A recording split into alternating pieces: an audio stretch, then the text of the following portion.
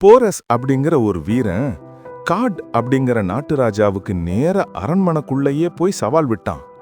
God ராஜாவும் ரொம்ப திமிரா, சரி, என் சாபம் நிறைந்த வாளால உன்னோட சவாலை ஏத்துக்கிறேன், ஆனா நீ ஜெயிச்சா இந்த நாட்டு மக்களை உங்ககிட்ட ஒப்படைக்கணும்னு கண்டிஷன் போட்டாரு.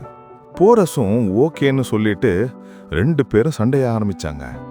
சண்டைன்னா சண்டை அப்பப்பா பயங்கரமா இருந்துச்சு. காட் கழிவை இருந்த சக்தி வாய்ந்த வாளால நம்ம போரஸ ரொம்ப போட்டு அடி நடிச்சாரு. போரஸுக்கு வாள் சண்டையெல்லாம் ஒழுங்கா தெரியாததால நிலைமை ரொம்ப மோசமா போயிருச்சு. அப்போ ஒரு ட்விஸ்டா போரஸு தன்னோட வாளை அப்படியே மேல தூக்கி வானத்தை நோக்கி நீட்டினாரு. அவ்வளவுதான், அந்த வாள் பயங்கரமா மின்ன ஆரம்பிச்சது. அந்த வெளிச்சம் பட்டதும் அந்த சாபம் நிறைஞ்ச வாளோட சக்தியும் குறைஞ்சு போச்சு. ராஜா கார்டோட பவரும் சடக்குன்னு குறைஞ்சு போச்சு. இதுதான் சான்ஸ்னு போரஸ் உடனே ஒரே வெட்டில காட் ராஜாவோட தலையை வெட்டி சாச்சிட்டாரு.